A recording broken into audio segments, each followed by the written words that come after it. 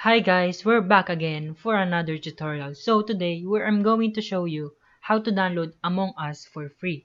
So first, go to the link below and you need to download this file. So you can see all the about and game features about Among Us. So after you download the file, go find the file where you save it, and the file would be in zip file. Just extract it, and this will be the file, and go to the Among Us folder and just open the game. You can run it as administrator if not working.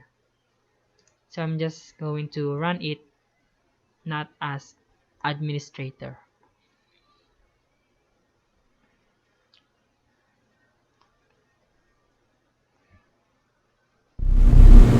So as you can see, it's working, and we're going to play online. So you guys will know if it's working or not.